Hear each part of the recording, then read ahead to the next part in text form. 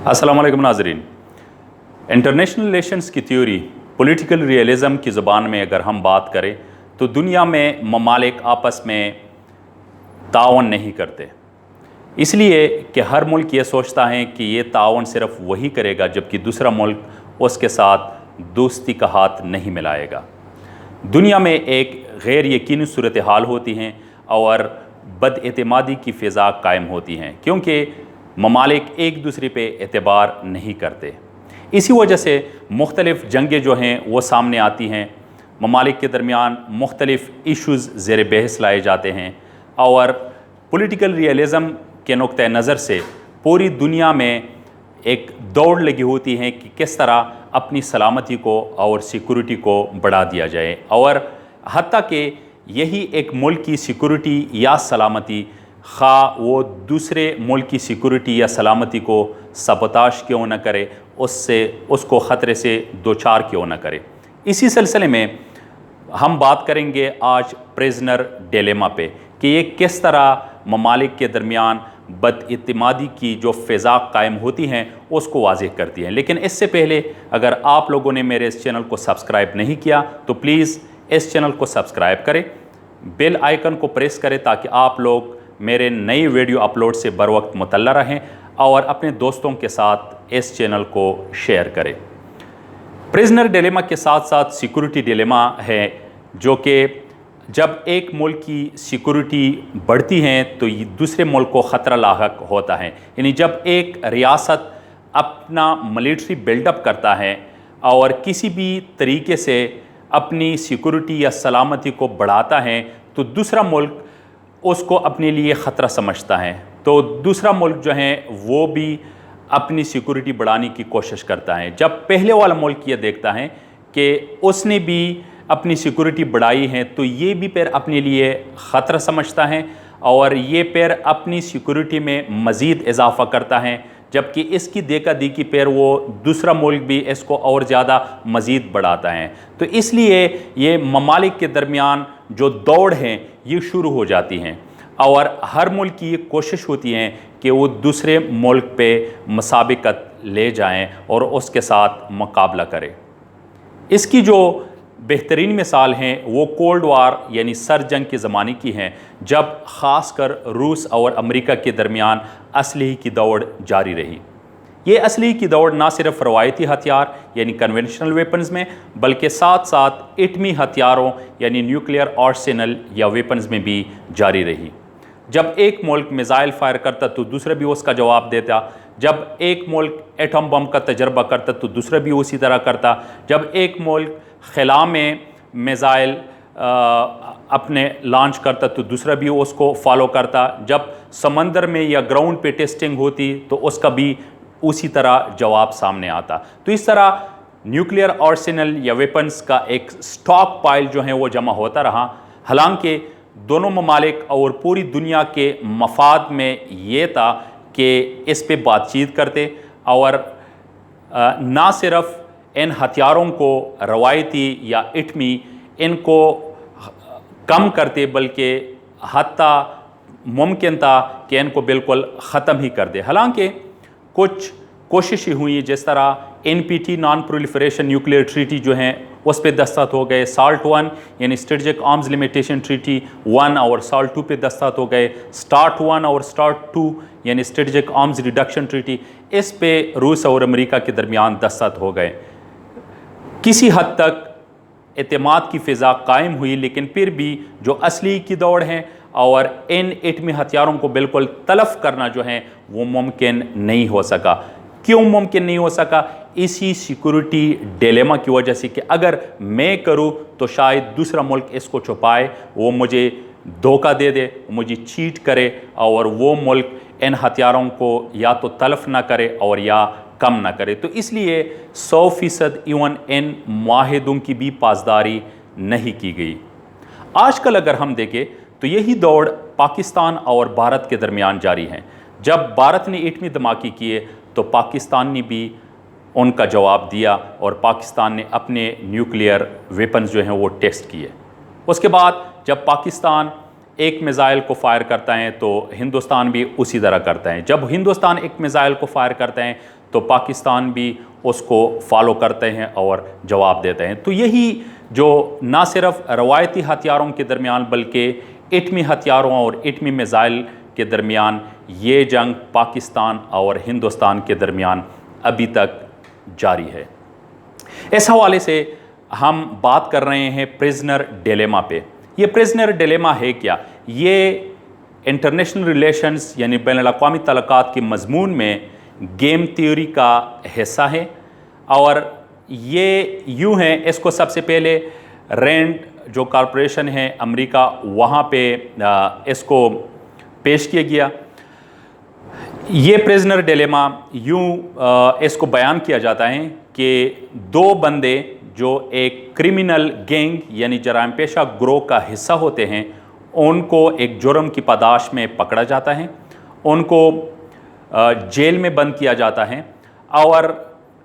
ایک تفتیشی افسر ان کے پاس آتا ہے۔ تفتیشی افسر کے پاس کچھ ثبوت تو ہوتے ہیں، لیکن بڑی جرم کو ثابت کرنے کے لیے کوئی سچ ٹھوس ثبوت نہیں ہوتا تھی، اس لیے وہ ٹھوس ثبوت ان سے اگلوانے کے لیے وہ تفتیشی افسر ان دو قیدیوں کے سامنے کچھ آپشنز رکھتا ہے۔ اچھا، ان دونوں قیدیوں کو الگ الگ کمروں میں رکھا جاتا ہے، اور وہ تفتیشی افسر ان سے کہتا ہے کہ اگر دونوں قیدی جو ہیں وہ خاموش رہیں اس بات پہ کہ انہوں نے یہ جرم مثال کے طور پہ نہیں کیا ہے، دونوں خاموش رہیں، دونوں ایک دوسرے کو دھوکہ نہ دیں، تو پھر دونوں جو ہیں اس حوالے سے 1 سال جیل میں گزاریں گے۔ اگر قیدی اے خاموش رہیں اور قیدی بی جو ہیں بول پڑے تو قیدی بی کو رہا کیا جائے گا، جبکہ قیدی اے کو 3 سال گزارنے پڑیں گے۔ اگر قیدی اے بول پڑے اور قیدی بی خاموش رہیں یعنی تعاون کرے قیدی اے کے ساتھ، تو پھر قیدی اے کو رہا کیا جائے گا اور قیدی بی جو ہے 3 سال جیل میں گزارے گا۔ اگر قیدی اے بھی بول پڑے اور قیدی بی بھی بول پڑے تو اس صورت میں دونوں کو 2 سال جیل میں گزارنے پڑیں گے۔ اس پریزنر ڈیلیما کو یہاں پہ میں نے ایک ٹیبل اور چارٹ کے ذریعے سے واضح کیا ہے، آئیے اس پہ ذرا نظر ڈالتے ہیں۔ یہاں پریزنر بی، پریزنر اے، اگر پریزنر اے خاموش رہیں، اعتراف نہ کرے، اور پریزنر بی جو ہیں وہ بھی خاموش رہیں، یعنی قیدی اے اور قیدی بی دونوں آپس میں تعاون کر کے خاموش رہیں، تو پھر دونوں جو ہیں 1 سال ان کو جیل ہوگی۔ اگر قیدی اے خاموش رہیں یعنی بی کے ساتھ تعاون کریں، لیکن قیدی بی جو ہیں وہ دھوکہ دے دے یعنی وہ بول پڑے، تو پھر قیدی اے جو ہیں اس کو 3 سال کی سزا ہوگی، جبکہ قیدی بی کو جو ہیں رہا کیا جائے گا۔ اگر قیدی اے یہ دھوکہ دے دے یعنی بول پڑے، جبکہ قیدی بی جو ہیں وہ قیدی بی خاموش رہے، تو یعنی اے کے ساتھ تعاون کرے، تو پھر قیدی اے کو رہا کیا جائے گا، جبکہ قیدی بی کو 3 سال جیل میں رہنا پڑے گا۔ اچھا، آخری آپشن جو رہتی ہیں وہ ہیں کہ اگر قیدی اے جو ہیں وہ بھی، اگر قیدی اے بول پڑے یعنی گمراہ کرے، دھوکہ دے دے قیدی بی کو، اور اسی طرح قیدی بی بھی جواب دے یعنی قیدی بی وہ بھی گمراہ کرے اے کو یعنی اے کو دھوکہ دے دے، دونوں بیٹرے کرے ایک دوسرے کو، تو دونوں کو یعنی قیدی اے اور قیدی بی کو 2 سال جیل میں گزارنے پڑیں گے۔ ماہرین یہ کہتے ہیں کہ جو ان میں سے سب سے ممکنہ حل ہیں اور جس کی بہت زیادہ عالمی سیاست اور بین الاقوامی تعلقات میں اس کو پریکٹس کیا گیا ہے، وہ یہی ہے کہ قیدی اے بھی بول پڑے گا جبکہ قیدی بی بھی بول پڑے گا، ایک دوسرے کو دھوکہ دیں گے، آپس میں ایک دوسرے کے ساتھ تعاون نہیں کریں گے، تو اس لیے سب سے ممکنہ حل یہی ہیں اور سب سے ممکنہ جواب ان دونوں کی طرف سے یہی ہوگا اور دونوں جو ہیں پھر 2 سال گزارنے پڑیں گے۔ حالانکہ اگر دیکھا جائے تو سب سے بہترین حل ان کے لیے یہی تھا کہ دونوں جو ہیں خاموش رہتے، آپس میں تعاون کرتے، قیدی اے اور قیدی بی، تو اس لیے دونوں کو 1 سال پھر جیل میں گزارنا تھا۔ لیکن سنس دونوں تو آپس میں دوست تھے جب یہ جرم کر رہے تھے، قیدی اے اور قیدی بی، لیکن جب پکڑ گیا ان کے سامنے تفتیشی افسر آ گیا اور ان کے سامنے آپشنز رکھے گئے، تو پھر قیدی اے کا اعتبار بی پہ نہیں رہا اور قیدی بی کا اعتبار اور اعتماد جو ہیں وہ اے پہ قائم نہیں رہا۔ یہی اصول جو ہیں ریئلزم تھیوری کے تناظر میں اگر ہم بیان کریں تو یہ عالمی سیاست، بین الاقوامی تعلقات اور پوری دنیا میں مختلف ممالک کے درمیان یہی کچھ ہوتا چلا رہا ہے، ابھی تک ہو رہا ہے۔ افغانستان کی مثال ہمارے سامنے ہے۔ افغانستان میں امن کا قیام جو ہیں وہ سارے لوگ یہی کہتے ہیں کہ یہ خود افغان جو مختلف گروپس ہیں، افغان طالبان، افغان حکومت، امریکہ، چین، روس، خطے کے جو ممالک ہیں، پاکستان، ایران، ہندوستان، ان سب کے مفاد میں ہیں، کیونکہ بہت سارے مسائل جو ہیں وہ اس کے ساتھ جڑے ہوئے ہیں، اس خطے کے مسائل۔ لیکن کوئی بھی ملک جو ہیں اپنے شارٹ ٹرم گین کو لوز نہیں کرنا چاہتا، اس لیے جو شارٹ ٹرم کاسٹ ہیں